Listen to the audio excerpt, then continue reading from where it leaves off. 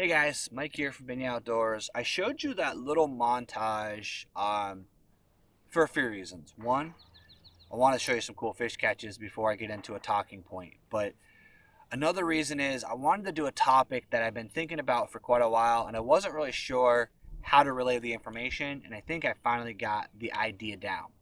So what we're talking about is getting better equipment.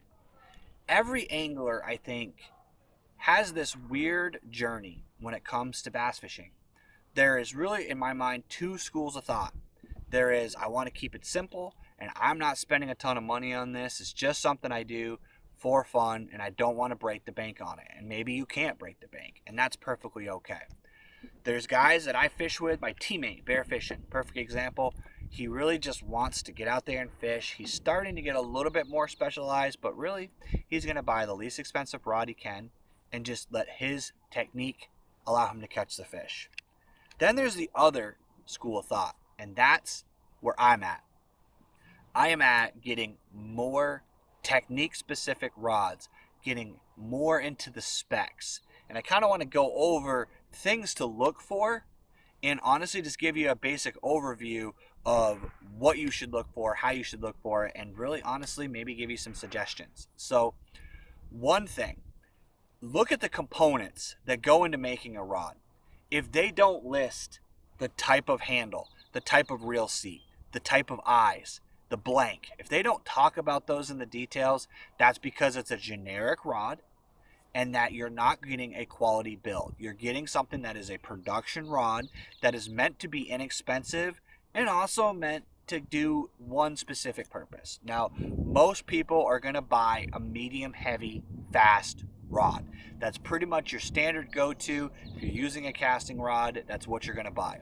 You can use that for just about every application. So you don't need to go out and buy specific actions if you're not looking to specialize. But one thing I highly recommend is taking into account that a medium heavy fast is not the same, even within the same manufacturer. So you have to take into account that a medium heavy fast is not always created equal. So the catch is, you're going to need to test rods out. You're going to need to find what you like, because you cannot just count on every rod feeling the same.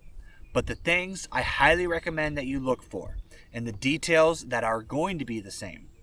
If you know what type of eyes, what type of reel seat, what type of grips, those things are universal. The grips are going to feel the same. The eyes are going to perform the same. The other thing that you have to take into account is the weight of the rod. Weight is so important, and you have no idea why until you fish all day long. I can tell you, my spinning rod right here, this is my absolute favorite spinning rod I've ever owned, and I have had almost every freaking possible brand. This one right here is the lightest spinning rod I have ever owned, and this is actually a heavy reel on here. This is a 2000 series reel. It is way too big for this rod. I could fish a 1000 on here and have it be even lighter. Now, why is that significant? Well, when you're carrying a rod all day, holding it in your hand, cast, reel, cast, it is a lot on your body. You'd be surprised how tired you can be after an 8-hour tournament. A few ounces can make the difference as to whether your hands hurt, your elbows hurt, you're tired, or you're able to keep fighting that fish. Now, the thing about weight is that you also sometimes are sacrificing durability. So you got to make sure you look into the reputation of the brand. And that kind of brings me into my next topic. Warranty.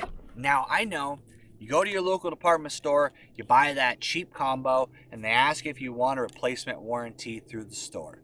That's an option. It really is. But a lot of the times, those are limited to a timeline.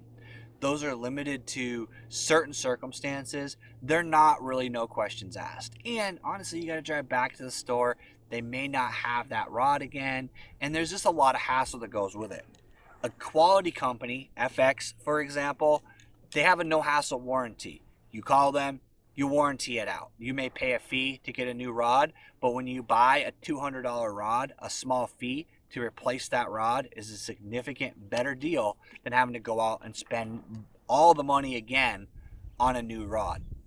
So that's something that you guys got to really think about when you start to get to that next level. When you start to get to that customized, I'm going to need better quality gear to hook fish better.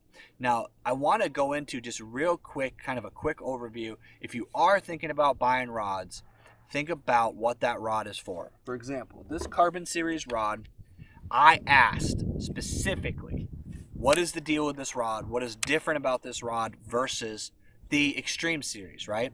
They did tell me it's a little bit softer rod. It has a softer tip. What that means is when you're fighting a fish, it doesn't feel like you're fighting a fish as much with like a solid stick. It has some bend, some give, some flexibility. That's different than a heavier rod. Now, what I wanted in this rod was honestly the price point. The FX Extreme Carbon Series rods, these are only $100.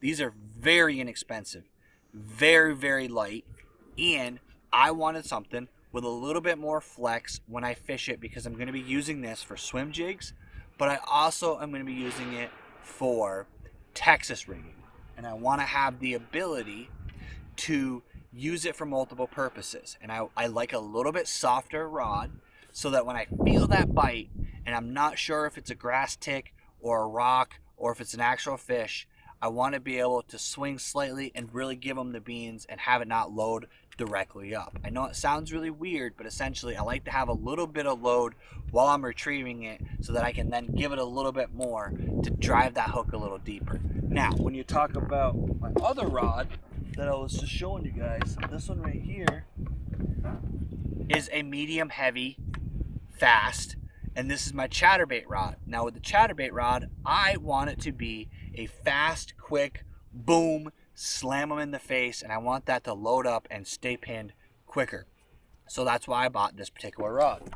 The last rod that I bought was a moderate rod. Now I'm gonna show you guys the bend on this. This one right here is my treble hook bait rod. If you guys look, quite a bit of bend on that rod.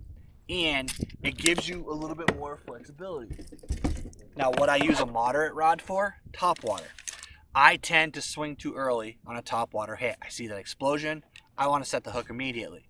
Well, that doesn't work with topwater. That rod gives me that buffer, that half second where it's taking the load up before I have to worry about it actually pinning that fish.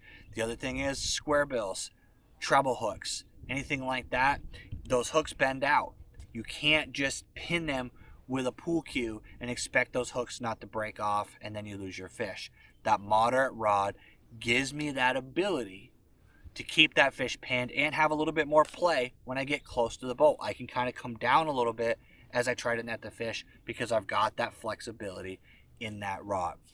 So I'm going to stop rambling here, guys, but I do want to say if you're thinking about customizing and getting into the specs of a rod and you're interested in finding out more information about FX, or you just want to talk about what techniques you guys should get, I really want to build a community and I want you guys to reach out to me. I have plenty of resources. I'm not going to try to sell you a rod. I'm not going to try to sell you an FX rod, but if you're interested in getting into the nitty-gritty details and you want to talk fishing, you can come on the Spawn podcast. We can talk live. You can message me on Instagram, or you guys can just reach out to me directly and we can discuss the different nuances of all these rods so that you can figure out what's going to help you get out there and just perform better on the water. So I want to thank you guys for coming along with me. I really, really appreciate you taking time to watch this video. If you haven't already, hit that like, hit that subscribe, and as always, let's get out there and catch more fish.